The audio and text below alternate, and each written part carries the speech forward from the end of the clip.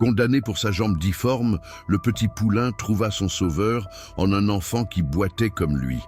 Dans leur corps brisé, sommeillait une magie que le monde entier s'apprêtait à découvrir avec stupéfaction. Avant de continuer, n'oubliez pas de vous abonner à la chaîne, d'aimer la vidéo et de commenter d'où dans le monde vous regardez. Allons-y. Le soleil se levait doucement sur les collines verdoyantes de Saint-Rémy-de-Provence, baignant de lumière dorée les écuries du domaine des Lauriers. Dans la chambre au mur bleu ciel du petit mât provençal, Lucas Beaumont S éveillait lentement, comme chaque matin depuis ses 10 ans. Ses grands yeux noisettes se posèrent sur les béquilles appuyées contre sa table de chevet, ses fidèles compagnes qu'il n'avait jamais demandées mais dont il ne pouvait se passer. « Lucas, c'est l'heure de se lever !» La voix douce de sa mère, Claire, résonna depuis la cuisine où flottait déjà l'odeur réconfortante du pain frais et du chocolat chaud. Le garçon passa une main dans ses cheveux châtains ébouriffés et se redressa avec précaution. Sa jambe droite, plus courte que la gauche et légèrement tordue depuis sa naissance, lui rappela immédiatement sa présence par un léger élancement. Une malformation congénitale, avaient dit les médecins à ses parents le jour de sa naissance. Une différence qui avait fait de lui le garçon aux béquilles aux yeux des autres enfants du village. « J'arrive, maman », répondit-il en attrapant ses béquilles d'un geste devenu machinal après toutes ces années. Lucas se dirigea vers la fenêtre, son regard attiré par l'agitation inhabituelle près des écuries. Son père, François Beaumont, un homme robuste aux mains calleuses de éleveur de chevaux, semblait préoccupé, discutant vivement avec Marcel, leur vétérinaire de longue date. « Il y a du nouveau aux écuries », murmura Lucas pour lui-même, sentant l'excitation le gagner. Après un petit déjeuner avalé en 4e vitesse, malgré les protestations de sa mère, Lucas se précipita aussi vite que ses béquilles le lui permettaient vers les écuries. L'odeur familière du foin frais et des chevaux l'accueillit, ce parfum qui pour lui représentait la liberté. « Papa, qu'est-ce qui se passe ?» demanda-t-il en rejoignant son père et Marcel près du dernier box. François se tourna vers son fils, son visage buriné par le soleil de Provence, marqué par l'inquiétude. Clémentine a mis bas pendant la nuit. Un poulain mâle. C'est merveilleux, s'exclama Lucas, ses yeux s'illuminant. Je peux le voir ? Marcel et François échangèrent un regard que Lucas connaissait trop bien. Ce regard de pitié et d'embarras que les adultes avaient quand ils s'apprêtaient à annoncer une mauvaise nouvelle. Il n'est pas comme les autres, Lucas, expliqua doucement Marcel. Il est beaucoup plus petit que la normale et sa jambe avant droite présente une déformation. Les autres chevaux le rejettent déjà, ajouta François avec une grimace. Même Clémentine semble réticente à s'en occuper. Il n'est pas viable pour l'élevage. Lucas sentit son cœur se serrer. Sans attendre la permission, il se faufila entre les deux hommes pour regarder à l'intérieur du box. Là, dans un coin, isolé des autres chevaux, se tenait un minuscule poulain au pelage bai. Sa jambe avant droite était visiblement plus courte et légèrement courbée vers l'intérieur, lui donnant une démarche hésitante. Mais ce qui frappa le plus Lucas, ce fut le regard du poulain. Ses grands yeux bruns semblaient refléter une détermination qui contrastait avec sa fragilité apparente. Lorsque leurs regards se croisèrent, Lucas ressentit une connexion immédiate, profonde, comme si l'animal lui disait « Toi et moi, nous sommes pareils. »« Qu'allez-vous faire de lui ?» demanda Lucas, sa voix tremblant légèrement. François soupira, passant une main sur sa nuque. « Je ne sais pas encore. Il ne pourra jamais être un cheval de course ou même un bon reproducteur. Le plus humain serait peut-être de... » « Non !» Le cri de Lucas surprit les deux hommes. « S'il te plaît, papa, laisse-moi m'en occuper. Je sais ce que c'est de être différent. » Le silence qui suivit fut lourd de sens. François regarda son fils, Ce garçon courageux qui n'avait jamais laissé son handicap définir qui il était. Puis, le poulain fragile qui luttait déjà pour sa place dans le monde. « Tu sais que ce sera beaucoup de travail, n'est-ce pas ?»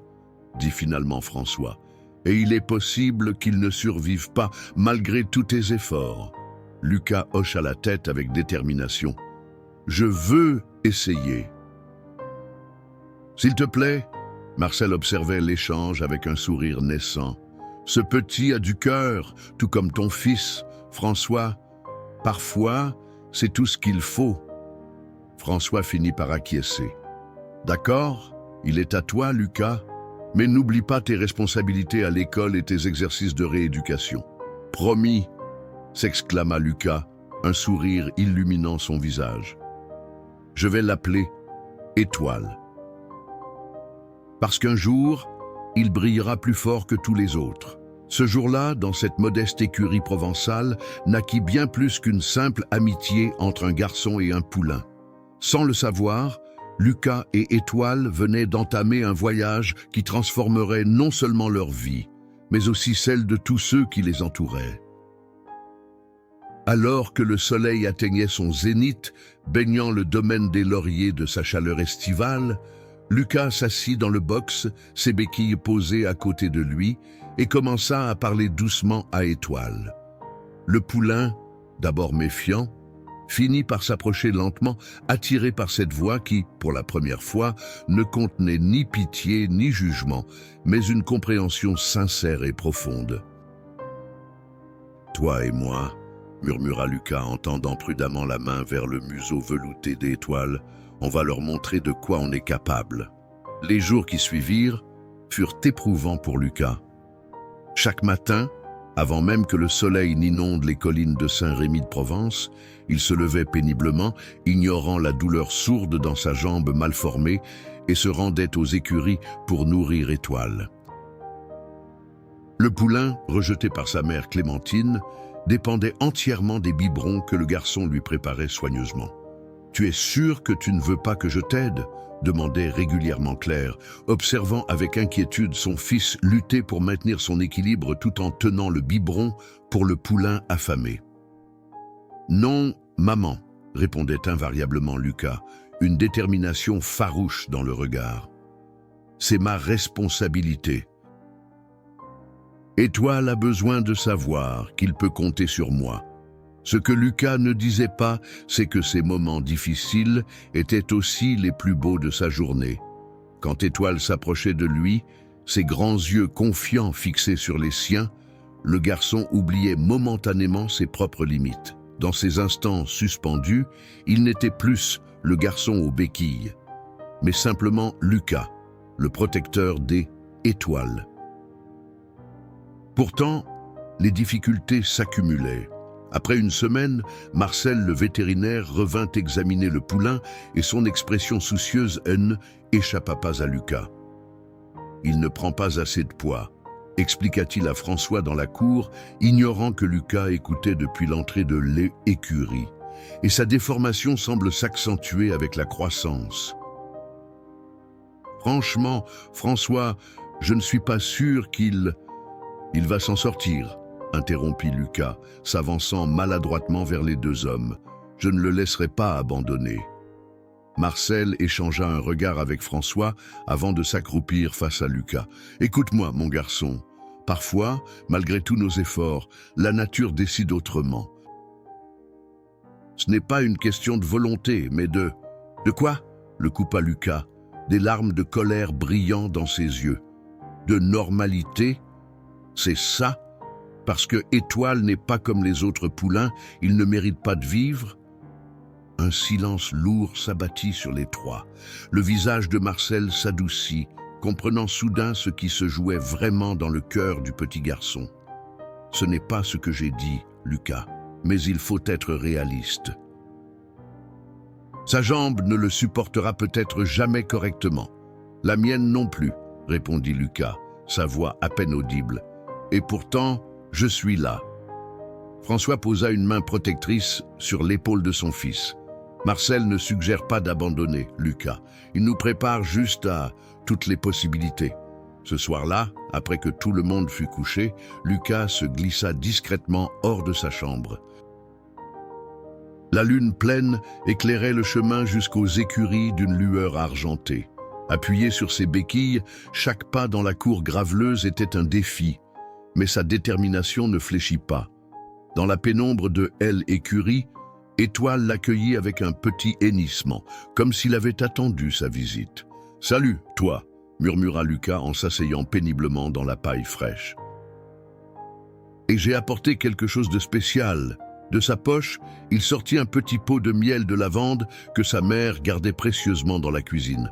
Ce miel, produit par les ruches du vieil Armand au bout du chemin, était réputé dans toute la région pour ses propriétés fortifiantes. Madame Lenoir, la pharmacienne, dit que ça peut t'aider à reprendre des forces, expliqua-t-il au poulain en mélangeant une petite cuillère de miel doré au lait tiède qu'il avait préparé. Et tu as besoin de toutes tes forces, mon brave. Étoile huma le mélange avec curiosité avant de le laper avidement. Lucas sourit, caressant doucement l'encolure du poulain. « Tu vois, Marcel se trompe, chuchota-t-il. Toi et moi, on n'abandonne pas. » Jamais, assis là, dans la douce obscurité, Lucas commença à lui raconter ses propres batailles, les regards de pitié à l'école, les moqueries de Théo Mercier et sa bande, les jours où sa jambe lui faisait tellement mal qu'il aurait voulu disparaître. « Mais tu sais quoi, je suis toujours là, et toi aussi, tu seras toujours là. On va grandir ensemble, et un jour, tu seras le plus beau cheval de toute la Provence. » Comme s'il comprenait chaque mot, Étoile posa doucement sa tête contre la poitrine de Lucas. Ce simple geste, cette confiance absolue, emplit le cœur du garçon d'une chaleur indescriptible. Le lendemain, à la surprise générale, Étoile semblait plus vigoureux. Sa démarche restait maladroite, mais il y avait dans ses mouvements une nouvelle assurance. « C'est étonnant », remarqua François en observant le poulain tenter de suivre Lucas malgré sa jambe déformée. « On dirait qu'il a décidé de se battre. » Claire sourit tendrement, regardant son fils guider patiemment le petit animal. « Les enfants ont parfois une magie que nous, adultes, avons oubliée, dit-elle doucement. Lucas lui a donné quelque chose que ni toi ni moi ne pouvions lui offrir. »« Et quoi donc ?» demanda François, intrigué. « La compréhension, » répondit simplement Claire. Lucas ne voit pas Étoile comme un poulain défectueux. Il le voit comme un ami qui affronte les mêmes batailles que lui. À l'autre bout de la cour, inconscient de cette conversation, Lucas encourageait Étoile à faire quelques pas de plus, leurs deux silhouettes boitillantes, dessinant une étrange et magnifique danse dans la lumière dorée du matin provençal. Les semaines passèrent, se transformant en mois, et l'été céda sa place à un automne éclatant. Les vignobles entourant Saint-Rémy de Provence s'habillèrent de pourpre et d'or, et le domaine des lauriers s'imprégnait des parfums de terre humide et de feuilles séchées.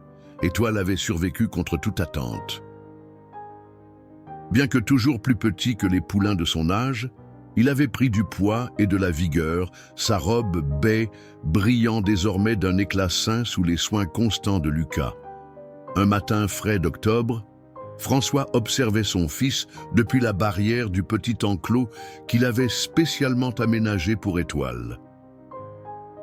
Lucas, appuyé sur une seule béquille, tentait d'encourager le poulain à marcher en ligne droite, un exercice simple que les autres jeunes chevaux maîtrisaient naturellement.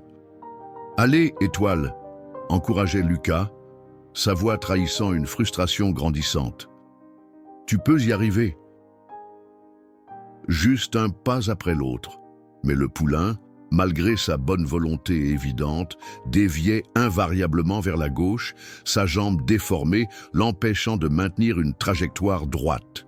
« Tu sais, » intervint François en s'approchant, « les méthodes traditionnelles ne fonctionneront peut-être pas avec lui. » Lucas soupira, essuyant la sueur de son front malgré l'air frais.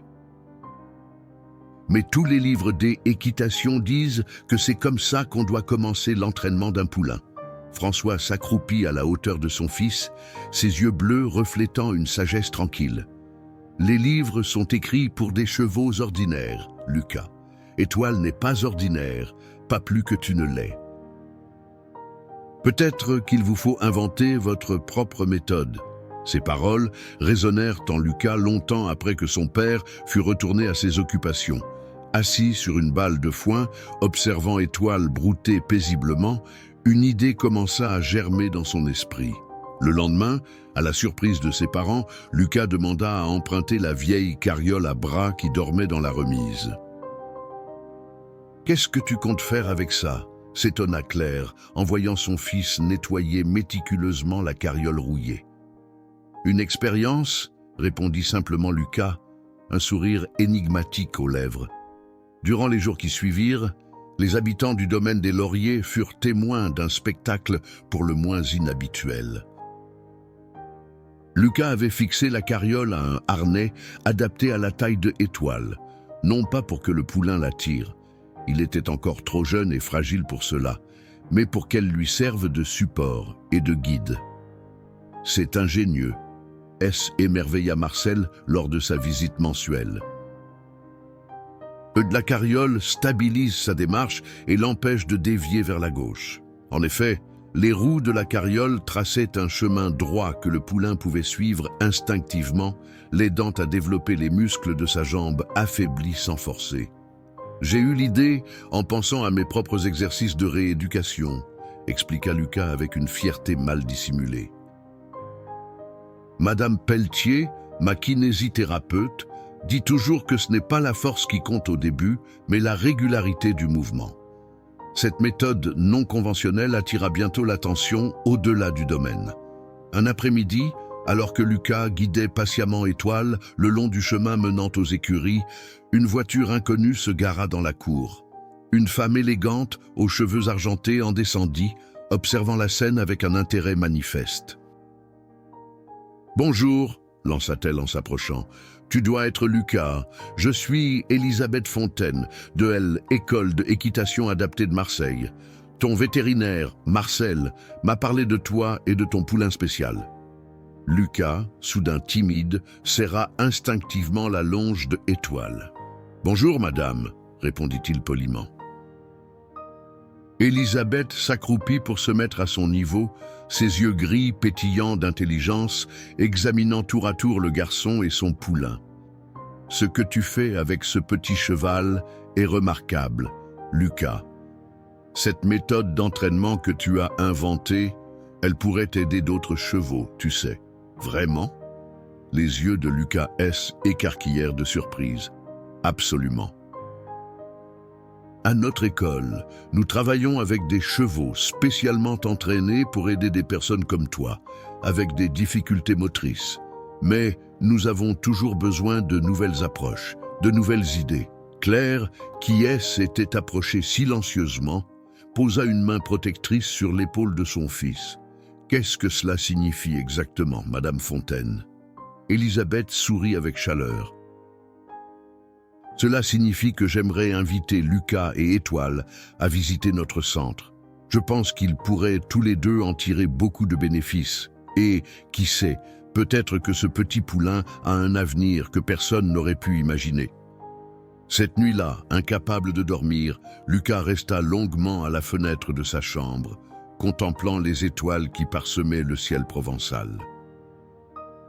Dans son esprit tourbillonnaient 1000 possibilités nouvelles, 1000 rêves qu'il n'avait jamais osé former. « Étoile », murmura-t-il, comme si le poulain pouvait l'entendre à travers la distance. « On nous donne une chance de montrer ce qu'on vaut vraiment.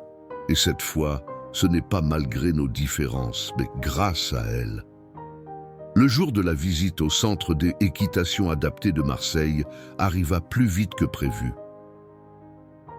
Lucas n'avait pratiquement pas fermé l'œil de la nuit, son esprit oscillant entre excitation et appréhension.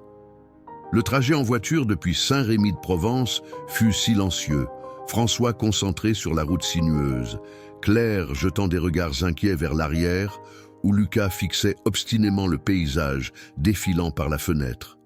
Derrière eux, dans la remorque spécialement aménagée, Étoile supportait son premier voyage avec un calme surprenant. « On arrive bientôt », annonça François en s'engageant sur un chemin bordé de platanes centenaires.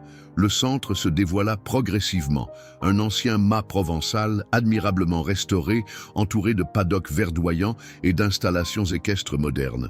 Plusieurs chevaux de taille et de robes diverses broutaient paisiblement, certains portant des équipements que Lucas n'avait jamais vus auparavant. Élisabeth Fontaine les attendait devant l'entrée principale, vêtue d'une tenue d'équitation impeccable. À ses côtés se tenait un homme grand et mince, aux chevaux poivre et sel. « Bienvenue au centre Saint-Victor », les accueillit-elle chaleureusement. « Je vous présente le docteur Philippe Mercier, notre vétérinaire spécialisé en orthopédie équine. » Le déchargement des étoiles fut une opération délicate. Le poulain, désorienté par ce nouvel environnement, hennissait nerveusement, refusant d'abord de quitter la sécurité de la remorque.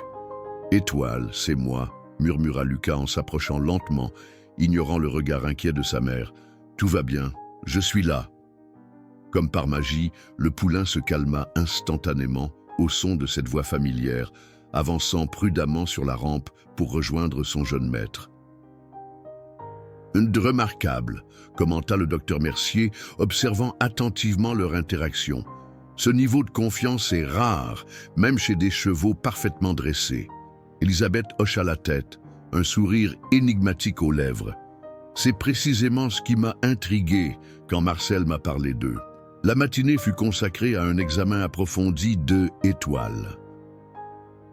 Le docteur Mercier palpa minutieusement la jambe déformée du poulain, prit des mesures, réalisa des radiographies avec un équipement portable sophistiqué.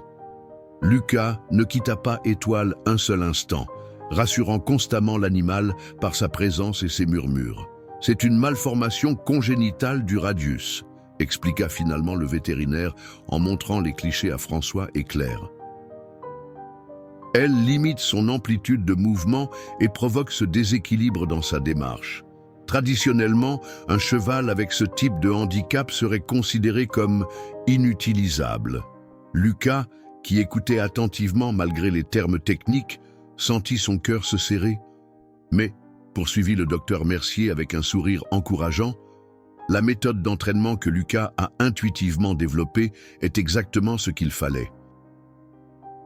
Ce poulain développe des compensations musculaires remarquables. Après un déjeuner léger, servi dans la véranda ensoleillée du centre, Élisabeth proposa à Lucas de visiter les installations. « J'aimerais te montrer quelque chose de spécial », dit-elle en le guidant vers un paddock éloigné des bâtiments principaux. Là, un spectacle extraordinaire attendait Lucas.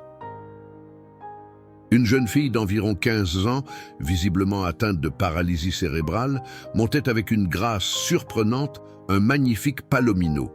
Ses mouvements, bien que saccadés sur la terre ferme, devenaient étonnamment fluides une fois sur le dos du cheval. « C'est Sophie », expliqua Élisabeth, et son partenaire, Soleil. Il y a 2 ans, Sophie pouvait à peine tenir assise sans soutien. Aujourd'hui, regarde-la. Lucas observait, fasciné, comment le rythme régulier du cheval semblait harmoniser les mouvements désordonnés de la jeune fille, comme si le corps de l'animal devenait une extension du sien. L'hypothérapie, continua Élisabeth, utilise le mouvement naturel du cheval pour stimuler les muscles et elle équilibre du cavalier. Mais plus encore, elle crée un lien unique, une confiance mutuelle qui transcende les limites physiques. D'autres cavaliers spéciaux s'exerçaient dans différentes parties du centre. Un garçon trisomique guidant fièrement un poney paille, une femme amputée d'une jambe exécutant des figures de dressage sur un imposant frison, un adolescent autiste communiquant silencieusement avec un Appaloosa moucheté. « Tu comprends maintenant pourquoi je m'intéresse tant à toi et Étoile ?» demanda doucement Élisabeth. Lucas hocha lentement la tête, une émotion nouvelle grandissant en lui. « Vous pensez que Étoile pourrait aider des gens comme moi ?»« Je pense, » répondit Élisabeth en posant une main légère sur son épaule, « que ce poulain que tout le monde avait condamné pourrait devenir un thérapeute exceptionnel, précisément à cause de sa différence. Les personnes handicapées se sentent souvent plus à l'aise avec un animal qui partage leur expérience de la différence. Sur le chemin du retour vers Saint-Rémy de Provence, Lucas resta silencieux, mais ses yeux brillaient d'une détermination nouvelle. Dans son esprit, un avenir qu'il n'aurait jamais osé imaginer commençait à prendre forme. L'hiver s'abattit sur la Provence avec une rigueur inhabituelle. Le Mistral soufflait férocement sur les collines de Saint-Rémy et le domaine des Lauriers semblait figé sous une lumière grise et austère. Dans la grange reconvertie en espace d'entraînement, Lucas travaillait quotidiennement avec Étoile, suivant méticuleusement le programme que le docteur Mercier et Elisabeth avaient élaboré pour eux. « Et doucement, encore une fois », encourageait Lucas, guidant le jeune cheval à travers un parcours de piquets espacés régulièrement. « Concentre-toi sur ton équilibre. » À 8 mois, Étoile avait considérablement grandi, bien qu'il restât plus petit que les autres yearlings du domaine. Sa démarche, autrefois hésitante, s'était affermie grâce aux exercices quotidiens. Pourtant, sa jambe déformée lui imposait toujours des limitations que Lucas s'efforçait de transformer en force. « Tu t'en sors remarquablement bien », commenta François, appuyé contre l'entrée de la grange. Observant son fils avec une fierté non dissimulée, Lucas essuya la sueur de son front, malgré le froid. « Pas assez bien. » Elisabeth dit qu'il devrait pouvoir maintenir un trot régulier sur toute la longueur du parcours à présent. « Rome ne s'est pas construite en un jour », rappela François avec douceur, « et aucun cheval, même parfaitement constitué, ne progresse en ligne droite. » Lucas acquiesça distraitement, son regard fixé sur Étoile qui se reposait dans un coin. Les paroles encourageantes de son père ne suffisaient pas à apaiser l'inquiétude grandissante qui le rongeait depuis quelques semaines. Les progrès des Étoiles, spectaculaires au début, semblaient stagner. Cette nuit-là, incapable de trouver le sommeil, Lucas entendit ses parents discuter dans la cuisine. Malgré lui, il s'approcha silencieusement de sa porte entr'ouverte pour écouter. « Je m'inquiète pour lui, François », disait Claire, sa voix teintée d'angoisse. « Il s'investit tellement dans cet entraînement qu'il néglige tout le reste. Ses notes à elle, école, commencent à en souffrir, et Madame Pelletier dit qu'il manque régulièrement ses séances de kinésithérapie. »« Je sais, » soupira François, « mais tu as vu comment il est épanoui avec ce poulain. » Pour la première fois de sa vie, il ne se voit plus comme le garçon handicapé, mais comme un dresseur capable d'accomplir quelque chose d'extraordinaire. Et si ça ne marche pas? La voix de Claire trembla légèrement. Si Étoile n'atteint jamais le niveau nécessaire pour devenir ce cheval de thérapie dont parle Elisabeth, Lucas sera dévasté. Il y eut un long silence, puis François répondit d'une voix grave. Alors, nous serons là pour l'aider à surmonter cette déception, comme nous l'avons toujours été. Mais je refuse de lui enlever cette chance avant même qu'il n'ait vraiment essayé. Lucas retourna silencieusement à son lit, le cœur lourd. Les doutes de sa mère faisaient écho à ses propres craintes secrètes. Et si tout cela n'était qu'un beau rêve impossible? Le lendemain, une surprise attendait Lucas aux écuries. Théo Mercier, le garçon qui s'était tant moqué de lui à l'école, se tenait là, visiblement mal à l'aise, en compagnie de son père. « Bonjour Lucas », salua Antoine Mercier, le père de Théo. « Elisabeth Fontaine est une vieille amie. Elle m'a parlé de ton projet avec Étoile et... nous aimerions voir ce que vous savez faire. » Lucas jeta un regard méfiant à Théo, dont les yeux évitaient soigneusement les siens. « Pourquoi ?» Antoine sourit avec chaleur. « Je suis journaliste pour Équitation Magazine. Si ton histoire est aussi extraordinaire que Elisabeth le prétend, elle mérite d'être racontée. Tu ne crois pas ?» Lucas hésita. L'idée d'exposer Étoile et lui-même au regard critique de cet homme, et pire, à celui de Théo, le terrifiait. Mais était-ce pas aussi une chance de prouver leur valeur? D'accord, accepta-t-il finalement. Mais je dois d'abord préparer Étoile. La démonstration fut un désastre. Peut-être était-ce la présence intimidante des visiteurs ou la nervosité de Lucas qui se transmettait à son compagnon, mais Étoile semblait avoir oublié tout ce qu'il avait appris. Il refusait obstinément de suivre le parcours, s'arrêtant brusquement, déviant de sa trajectoire, et finit par renverser plusieurs piquets dans un accès de panique. « C'est intéressant », commenta poliment Antoine, tandis que Théo dissimulait à peine un sourire moqueur. Lucas sentit des larmes de frustration lui brûler les yeux. « Il fait habituellement beaucoup mieux que ça », murmura-t-il. « Je ne comprends pas ce qui lui arrive. » Ce soir-là, après le départ des visiteurs, Lucas resta longtemps avec Étoile, assis en silence dans la paille fraîche du box.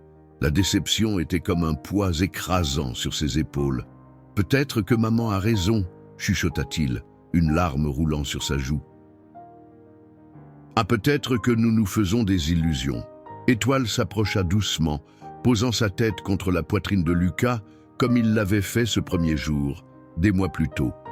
Ce simple geste, empreint d'une confiance absolue, raviva une étincelle dans le cœur du garçon. « Non !» dit-il avec une soudaine conviction. « Nous n'abandonnons pas, jamais !» Le printemps arriva en Provence dans une explosion de couleurs et de parfums. Les champs de lavande commençaient à se parer de leurs premières teintes violacées et les amandiers en fleurs ponctuaient le paysage de touches blanches et roses. Au domaine des lauriers, Étoile avait désormais 1 an et sa transformation était remarquable. Bien que toujours plus petit que ses congénères, son corps était musclé harmonieusement sous les soins constants de Lucas. Pourtant, malgré des progrès indéniables, le échec cuisant devant Antoine et Théo Mercier avait laissé une cicatrice invisible sur la confiance de Lucas. Ses séances d'entraînement, autrefois empreintes d'enthousiasme, étaient devenues mécaniques, comme s'il suivait une recette sans y croire vraiment. Ce changement échappa pas à Claire qui, un matin, décida d'intervenir. Elle trouva son fils dans la grange, ajustant méticuleusement le harnais des Étoiles pour une nouvelle séance de travail. « J'ai une surprise pour toi », annonça-t-elle avec un sourire mystérieux. « Quelqu'un qui pourrait t'aider. » Lucas leva à peine les yeux de sa tâche. « Je n'ai pas besoin d'aide, maman. On s'en sort très bien, Étoile et moi. »« Oh, vraiment ?» La voix grave qui résonna depuis l'entrée de la grange n'appartenait ni à Claire ni à François. Lucas se retourna vivement pour découvrir une silhouette imposante, encadrée par la lumière du soleil. C était un homme d'une 50aine d'années, au visage buriné par le soleil et aux mains calleuses. Une longue cicatrice barrait son visage de l'œil gauche jusqu'à la mâchoire, lui donnant un air intimidant que contredisait la douceur de son regard. « Lucas, je te présente Armand Lefebvre, » dit Claire. C'est un vieil ami de ton père et un ancien dresseur de chevaux pour le Cadre Noir de Saumur, compléta l'homme en s'avançant vers Lucas. Du moins, jusqu'à ce qu'un accident mette fin à ma carrière. Il boitait légèrement, et Lucas remarqua alors la prothèse métallique qui remplaçait sa jambe gauche sous son pantalon. « Vous aussi » souffla-t-il, surpris. Armand sourit, révélant des dents étonnamment blanches dans son visage tanné. « Moi aussi, mais contrairement à toi, petit, je ne suis pas né comme ça. Une chute malheureuse lors d'un concours, il y a 7 ans.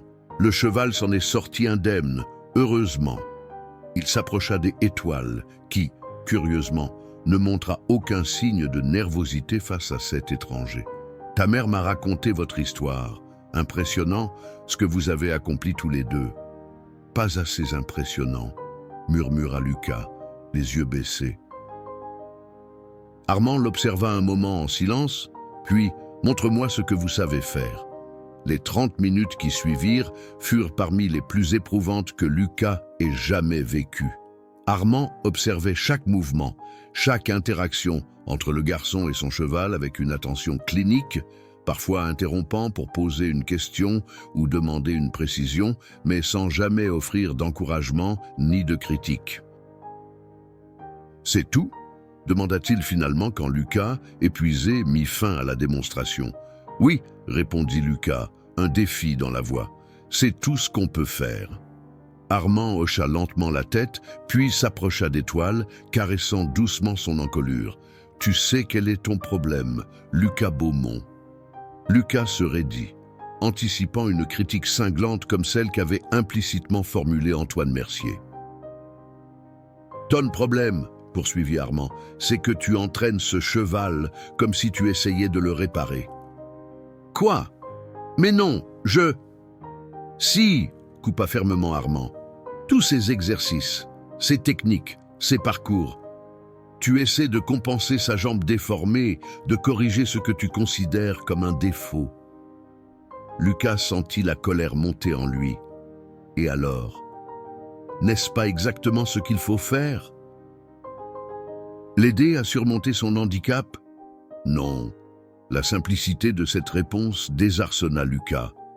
Ce qu'il faut faire, c'est travailler avec son corps tel qu'il est, pas tel que tu voudrais qu'il soit. Armand fit quelques pas vers le centre de la grange, sa prothèse cliquetant légèrement sur le sol de terre battue. Quand j'ai perdu ma jambe, j'ai passé des mois en rééducation à essayer de marcher normalement. Je détestais ma prothèse, je la voyais comme un rappel constant de mon échec. Puis un jour, mon thérapeute m'a dit quelque chose que je n'oublierai jamais. Arrête d'essayer de marcher comme avant, apprends à marcher comme maintenant. Il se tourna vers Lucas, son regard intense fixé sur le garçon. C'est pareil pour Étoile. Arrête d'essayer d'en faire un cheval normal, il ne le sera jamais. Ce qu'il peut devenir, en revanche, c'est un cheval extraordinaire dans sa singularité. Ces paroles frappèrent Lucas comme une révélation. N'avait-il pas, inconsciemment, toujours considéré le handicap de Étoile comme un obstacle à surmonter plutôt que comme une part intégrante de son identité? « Comment ?» demanda-t-il simplement. Le sourire d'Armand s'élargit. « Ça, mon garçon, c'est ce que nous allons découvrir ensemble. » Les semaines qui suivirent, l'arrivée d'Armand Lefebvre transformèrent complètement l'atmosphère au domaine des Lauriers. L'ancien dresseur du Cadre Noir était installé dans la petite maison d'amis au fond de la propriété, et chaque matin, bien avant que le soleil ne caresse les collines provençales, Lucas le retrouvait aux écuries pour une nouvelle journée d'apprentissage. « Oublie tout ce que tu sais sur le dressage traditionnel », avait déclaré Armand dès leur première vraie séance. « Nous allons écrire notre propre manuel. » Et c'est exactement ce qu'ils firent. Armand avait apporté avec lui des décennies d'expérience, mais surtout une capacité remarquable à observer et comprendre le langage corporel unique de chaque cheval. Pour Étoile, il développa une approche entièrement personnalisée. « Regarde comment il déplace son poids naturellement », expliquait-il à Lucas alors qu'ils observaient Étoile se mouvoir librement dans le paddock. Il compense sa jambe faible en renforçant son côté droit. Au lieu de corriger ce déséquilibre, utilisons-le. Sous la direction d'Armand, les exercices rigides et linéaires furent remplacés par des mouvements circulaires et des figures en spirale qui permettaient à Étoile d'utiliser sa force asymétrique de manière avantageuse. Au lieu de lutter contre sa tendance naturelle à dévier vers la gauche, ils incorporèrent cette particularité dans une chorégraphie fluide qui ressemblait davantage à une danse qu'à un entraînement. Le secret, confiait Armand à Lucas pendant qu'ils partageaient un déjeuner simple à l'ombre d'un olivier centenaire, c'est de transformer ce que le monde voit comme une faiblesse en une signature unique, une force que personne d'autre ne possède. Ces paroles résonnaient profondément en Lucas, qui commençait à voir sa propre condition sous un jour nouveau. Un après-midi, Alors qu'ils ajustaient un harnais spécial qu'Armand avait conçu pour répartir plus équitablement le poids sur le corps de Étoile, Lucas osa poser la question qui lui brûlait les lèvres depuis des jours. « Comment avez-vous accepté, vous savez ?» Il désigna maladroitement la prothèse d'Armand. Le visage du dresseur s'assombrit momentanément, puis un sourire mélancolique adoucit ses traits marqués par les années. « Je ne l'ai pas accepté immédiatement, » répondit-il honnêtement. « Au début, j'y étais en colère contre le monde entier. J'ai perdu plus que ma jambe ce jour-là. J'ai perdu mon identité. Du moins, c'est ce que je croyais. » Il ajusta une lanière du harnais avant de poursuivre. « Puis un jour, j'ai réalisé que je définissais toujours la valeur d'Armand Lefebvre par sa capacité à faire exactement ce qu'il faisait avant. Comme si je n'étais rien d'autre qu'un dresseur de chevaux capable de monter parfaitement. » Lucas écoutait, suspendu à chaque mot. « La vraie libération est venue quand j'ai compris que je pouvais être plus que ma jambe manquante, plus que mon ancienne carrière. Que je pouvais définir ma propre valeur selon mes propres termes. » Ces conversations, parsemées entre les séances d'entraînement, nouèrent entre l'homme et l'enfant un lien qui dépassait la simple relation de mentor à élève. Armand voyait en Lucas non pas un garçon handicapé à plaindre, mais un esprit brillant et déterminé à nourrir. Et Étoile S épanouissait sous cette nouvelle approche. Sa démarche, autrefois hésitante, avait acquis une grâce particulière, presque hypnotique dans son asymétrie rythmique. Sa musculature S était développée de façon impressionnante, compensant intelligemment sa structure osseuse imparfaite. Un matin de juin, alors que le soleil estival commençait déjà à réchauffer l'air provençal, Elisabeth Fontaine fit une visite surprise au domaine. Lucas et Armand travaillaient avec Étoile dans le grand pré, le jeune cheval exécutant une série de mouvements circulaires complexes sous la simple guidance vocale de Lucas. « C'est extraordinaire », murmura Elisabeth, sidérée par la transformation du poulain qu'elle avait vu quelques mois plus tôt. « Je n'aurais jamais imaginé de tels progrès en si peu de temps. » Armand sourit avec une fierté non dissimulée. « Ces deux-là ont un don. Je viens avec une proposition, » annonça Elisabeth une fois la démonstration terminée. « Dans 3 semaines, nous organisons notre journée portes ouvertes annuelle au Centre Saint-Victor. C'est l'occasion pour nous de présenter notre travail au public et aux potentiels donateurs. J'aimerais qu'Étoile et Lucas y participent comme invités d'honneur. » Lucas sentit son cœur s'accélérer. Une démonstration publique ? Pas n'importe quelle démonstration, précisa Elisabeth, ses yeux brillants d'excitation. Plusieurs journalistes seront présents, ainsi que des représentants de la Fédération française d'équitation adaptée. C'est une chance de montrer au monde ce dont vous êtes capables tous les deux. Lucas chercha le regard d'Armand, qui hocha imperceptiblement la tête en signe d'encouragement. « Nous y serons, » déclara-t-il, une détermination nouvelle dans la voix. Les 3 semaines suivant l'invitation d'Elisabeth S écoulèrent à une vitesse vertigineuse. Chaque jour, du lever au coucher du soleil, Lucas et Armand travaillaient sans relâche à perfectionner leur présentation pour la journée portes ouvertes du Centre Saint-Victor. Ils avaient conçu une chorégraphie unique, mettant en valeur les capacités singulières d'Étoile, transformant ce que d'autres considéraient comme des faiblesses en une danse équestre d'une beauté saisissante. Encore une fois, insistait souvent Lucas, poussant Étoile et lui-même à leurs limites. On peut faire mieux. François et Claire observaient cette transformation avec un mélange de fierté et d'inquiétude. Leur fils, autrefois si conscient de ses limitations, semblait désormais les défier quotidiennement, repoussant les frontières de ce qu'on attendait d'un enfant dans sa condition. « Ne crains-tu pas qu'il se surmène ?» demanda Claire à son mari un soir, alors qu'ils regardaient depuis la terrasse Lucas et Armand travailler jusqu'à la tombée de la nuit. François serra doucement la main de sa femme. Pour la première fois de sa vie, il ne se définit plus par ce qu'il ne peut pas faire, mais par ce qu'il peut accomplir. C'est un cadeau que Étoile lui a offert et que je n'aurais jamais pu lui donner moi-même. La veille du grand jour, une atmosphère électrique planait sur le domaine des Lauriers. La remorque avait été nettoyée et préparée pour le transport de Étoile. Les équipements spéciaux, soigneusement astiqués, attendaient dans la sellerie. Même Marcel, le vétérinaire, était passé pour une dernière vérification, déclarant Étoile en parfaite santé compte tenu des circonstances. Ce soir-là, alors que le soleil embrasait l'horizon provençal, Lucas S. échappa discrètement vers les écuries. Il trouva Étoile paisiblement installée dans son box, mâchonnant une botte de foin frais. « Salut, mon brave !» murmura Lucas en s'asseyant sur une balle de paille. « Demain, c'est le grand jour !» Étoile leva la tête, ses grandes oreilles orientées vers Lucas comme s'il comprenait chaque mot. « Tu sais, » continua le garçon en caressant l'encolure soyeuse de son ami, « quand tu es né, personne ne croyait en toi. Pas même moi au début. Je voulais juste, je ne sais pas.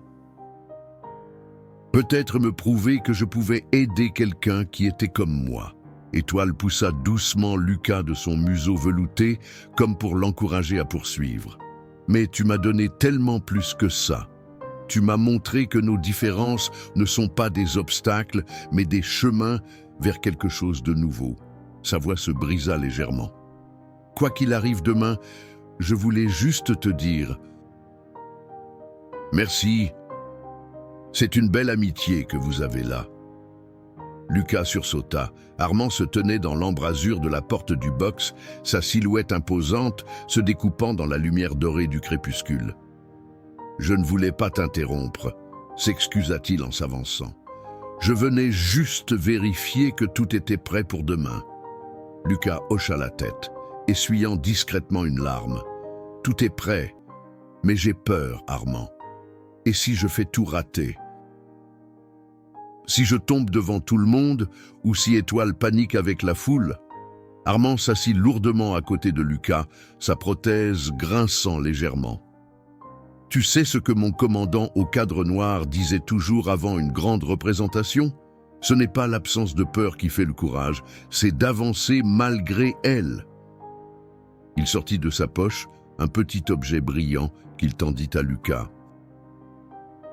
Était un pins en forme d'étoile, l'insigne distinctif du prestigieux cadre noir de Saumur. « J'ai porté ceci à chaque représentation pendant 20 ans, » expliqua Armand. « Je voudrais que tu le portes demain. » Lucas prit l'objet avec révérence, ses doigts tremblant légèrement. « Je ne peux pas accepter, c'est trop. »« Tu peux, et tu vas le faire, » interrompit Armand avec un sourire.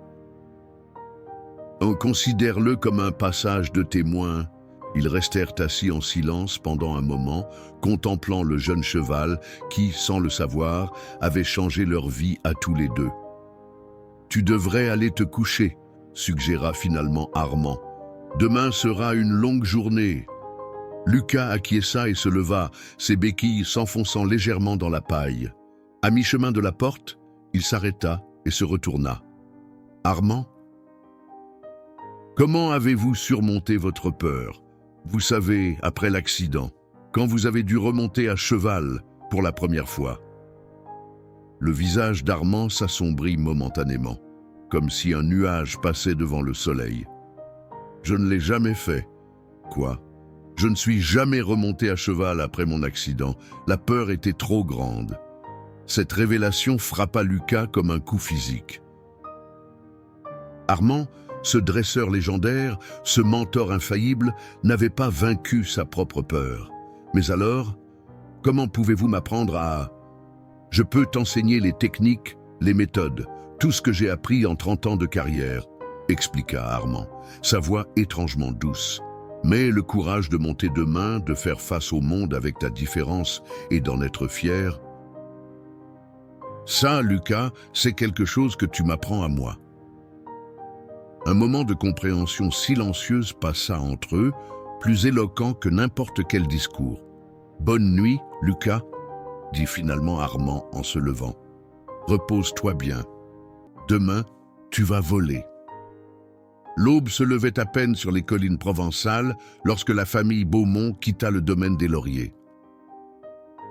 Dans la remorque soigneusement aménagée, Étoile voyageait calmement, habituée désormais au trajet vers le centre Saint-Victor.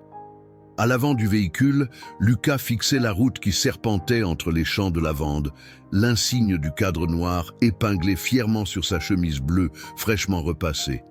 Nerveux, demanda doucement François, jetant un regard à son fils dans le rétroviseur. Lucas hocha imperceptiblement la tête. Les mots semblaient s'être évaporés dans sa gorge serrée par l'appréhension. « C'est normal », intervint Armand depuis le siège passager. « J'ai connu des cavaliers du cadre noir avec 30 ans d'expérience qui avaient encore le trac avant chaque représentation. Lorsqu'ils arrivèrent au centre Saint-Victor, le parking était déjà à moitié rempli. Des bannières colorées flottaient dans la brise matinale, annonçant la journée portes ouvertes. Des bénévoles en t-shirt assortis guidaient les visiteurs vers l'entrée principale. « Il y a beaucoup plus de monde que je ne pensais », murmura Lucas, son estomac se nouant davantage. Élisabeth les attendait près de l'entrée réservée aux participants, son visage habituellement serein trahissant une certaine tension. « Ah, vous voilà enfin !» s'exclama-t-elle en s'approchant rapidement. « Nous avons un petit imprévu. Le programme a été modifié. Votre démonstration a été avancée à 11 heures au lieu de 14 heures. »« Quoi ?» s'écria Claire. « Mais c'est dans moins de 2 heures. Lucas et Étoile ont besoin de temps pour se préparer, s'acclimater. »« Je sais, je suis désolé, » s'excusa Élisabeth. « L'un de nos principaux donateurs ne peut rester que jusqu'à midi, et il tient absolument à voir cette présentation dont tout le monde parle. » Lucas sentit le sol vaciller sous ses pieds. Leur plan prévoyait plusieurs heures de préparation, un échauffement progressif pour Étoile, une reconnaissance tranquille de la piste. « On peut le faire », affirma-t-il soudain, surprenant tout le monde, y compris lui-même. « Étoile et moi, on est prêts. » Armand lui lança un regard perçant, puis acquiesça lentement. « Commençons tout de suite les préparatifs. » Alors, les 2 heures qui suivirent passèrent dans un tourbillon d'activités. Pendant qu'Armand et François s'occupaient d'installer Étoile dans un box temporaire et de préparer l'équipement, Élisabeth emmena Lucas faire une rapide reconnaissance de la piste. C était une carrière ovale parfaitement entretenue, bien plus grande que l'espace d'entraînement du domaine. Tout autour, des gradins temporaires avaient été installés, déjà partiellement remplis de spectateurs curieux. « Il y aura combien de personnes ?» demanda Lucas, la gorge sèche. « Environ 200, » répondit Élisabeth, plus les journalistes et les officiels de la fédération. En retournant vers les écuries, ils croisèrent Théo Mercier et son père. Le garçon semblait mal à l'aise, évitant soigneusement le regard de Lucas. « Nous sommes venus couvrir l'événement », expliqua Antoine avec un sourire encourageant. « J'ai hâte de voir ce que vous allez nous montrer aujourd'hui. » Lucas hocha poliment la tête, incapable de formuler une réponse. Le souvenir cuisant de leur précédente rencontre lui revenait, alimentant sa nervosité. De retour aux écuries, une surprise l'attendait. Étoile, habituellement si calme, tournait nerveusement dans son box, hennissant par intermittence, ses oreilles plaquées en arrière en signe d'anxiété. « Qu'est-ce qui lui arrive ?» s'inquiéta Lucas en s'approchant prudemment. « Le stress », diagnostiqua Armand. « Trop de bruits nouveaux, trop d'odeurs inconnues, trop peu de temps pour s'adapter. Il sent aussi ta propre nervosité. » Lucas prit une profonde inspiration, tentant de calmer les battements frénétiques de son cœur. « Que fait-on ? Tu te souviens de ce que je t'ai enseigné sur la communication silencieuse ?» Lucas acquiesça, puis entra lentement dans le box. Ignorant les regards inquiets de ses parents, il posa ses béquilles contre la paroi et s'assit simplement au centre, fermant les yeux. Pendant plusieurs minutes, il resta ainsi, immobile, se concentrant uniquement sur sa respiration, laissant chaque tension quitter son corps. Progressivement, les mouvements nerveux des étoiles ralentirent. Le jeune cheval s'approcha, curieux, puis s'immobilisa à côté de Lucas, synchronisant inconsciemment sa respiration à celle du garçon. « Incroyable !» chuchota François à Armand. « Comment fait-il ça ?»« Il ne fait rien !» répondit doucement l'ancien dresseur. « C'est ça le secret. Il lui offre simplement sa présence, sans attente, sans pression. C'est la plus pure forme de communication entre un humain et un cheval. » À 10h45, la voix d'Elisabeth résonna dans le haut-parleur, annonçant la démonstration spéciale à venir. Lucas, maintenant en tenue de équitation adaptée, attendait à l'entrée de la carrière, Étoile à ses côtés, magnifiquement harnaché avec ailes d'équipement spécial conçues par Armand. Lucas appela une voix derrière lui. Était Théo Mercier, l'air étrangement vulnérable, sans sa bande habituelle. « Je voulais juste te dire... » Il hésita, cherchant ses mots. « Bonne chance. Ce que tu fais avec ce cheval, c'est assez cool en fait. » Avant que Lucas ne puisse répondre, le garçon avait déjà tourné les talons et s'éloignait rapidement. « Et maintenant, annonça la voix d'Elisabeth à travers les haut-parleurs, permettez-moi de vous présenter Lucas Beaumont et son partenaire exceptionnel, Étoile. Leur histoire est un témoignage vivant de ce que nous défendons ici au Centre Saint-Victor, la conviction que nos différences ne sont pas des obstacles, mais des opportunités de redéfinir l'excellence. » Un silence expectatif s'abattit sur l'assistance lorsque Lucas et Étoile entrèrent dans la carrière. Sous le soleil provençal, le jeune cheval semblait presque lumineux, sa robe baie brillant d'un éclat soyeux. À ses côtés, Lucas avançait d'un pas mesuré, ses béquilles créant un rythme régulier sur le sable de la piste. Au centre de la carrière, Lucas s'arrêta et se tourna vers Étoile. Leurs regards se croisèrent dans un moment de communion parfaite. Puis, dans un geste qui fit retenir leur souffle à tous les spectateurs, Lucas confia ses béquilles à un assistant et, s'appuyant sur une petite plateforme amenée discrètement, se hissa sur le dos de Étoile. Un murmure stupéfait parcourut l'assistance lorsque Lucas s'installa sur le dos d'Étoile. Personne, pas même Elisabeth, ne s'attendait à ce qu'un enfant avec sa condition physique puisse monter à cheval sans assistance substantielle.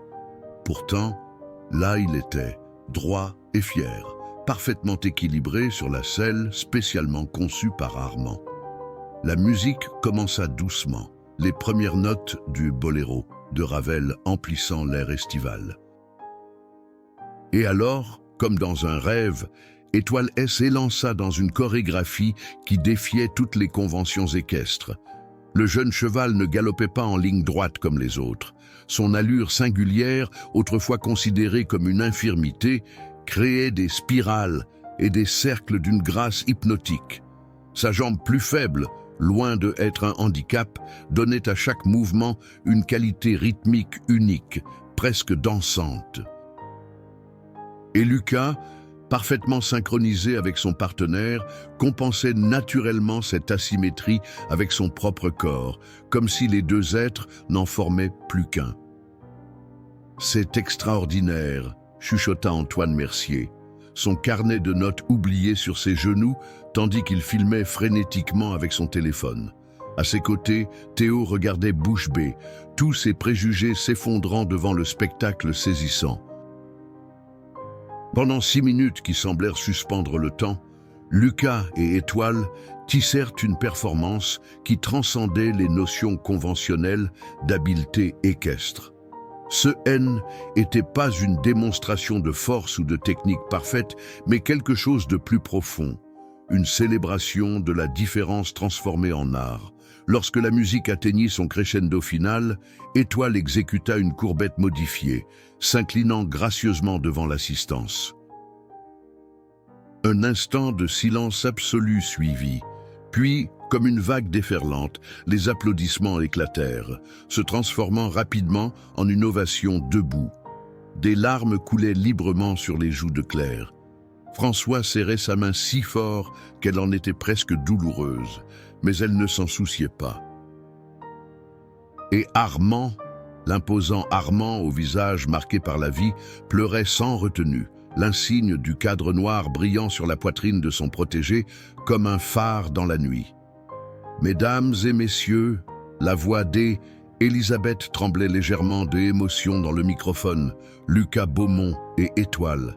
Les applaudissements redoublèrent, plusieurs personnes lançant des « bravos » enthousiastes. Dans les tribunes réservées aux officiels, un homme distingué en costume sombre se pencha vers Élisabeth, murmurant quelque chose à son oreille qui la fit sourire largement. Plus tard, après avoir soigneusement décellé et brossé Étoile, Lucas fut entouré par une petite foule de journalistes, de parents d'enfants handicapés et de représentants officiels, tous désireux de lui parler, de le féliciter, de comprendre sa méthode.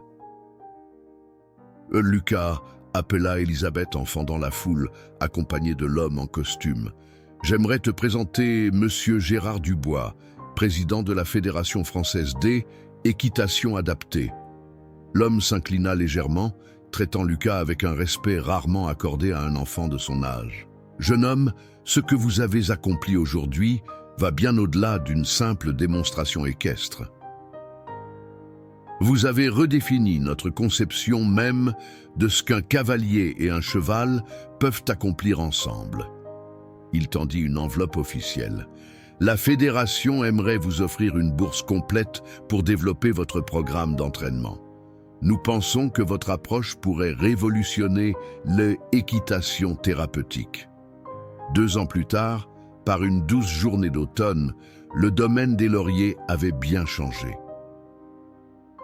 De nouvelles installations accueillaient désormais une douzaine de chevaux différents, rescapés d'abattoirs ou rejetés par leurs éleveurs pour diverses malformations. Et chaque week-end, des enfants aux conditions diverses venaient y découvrir la joie de la connexion avec ces animaux extraordinaires. Lucas, maintenant âgé de 12 ans, supervisait une séance avec Étoile et Léa, une petite fille atteinte de paralysie cérébrale. Son assistant pour la journée N était autre que Théo Mercier, devenu au fil des mois un soutien inattendu et un ami loyal. « Elle progresse remarquablement vite », commenta Armand, observant la scène depuis la barrière du manège. Son propre cheval, un imposant frison amputé d'un antérieur et doté d'une prothèse révolutionnaire, broutait paisiblement à ses côtés. Il avait finalement vaincu sa peur, inspiré par le courage d'un enfant. « Comme nous tous, » répondit François en contemplant son fils avec une fierté indicible. Sur la colline surplombant le domaine, un nouveau panneau avait été érigé, visible de loin pour tous les visiteurs. Centre équestre, étoiles différentes, là où les différences deviennent des forces. Et sous le soleil provençal, Lucas souriait, guidant patiemment la main de Léa pour caresser l'encolure soyeuse de Étoile. Dans les yeux de la petite fille brillait cette même étincelle qu'il avait découverte en lui-même 2 ans plus tôt, celle de la dignité retrouvée, de la liberté inespérée et de la certitude profonde que, parfois, c'est dans nos différences que se cache notre plus grande beauté.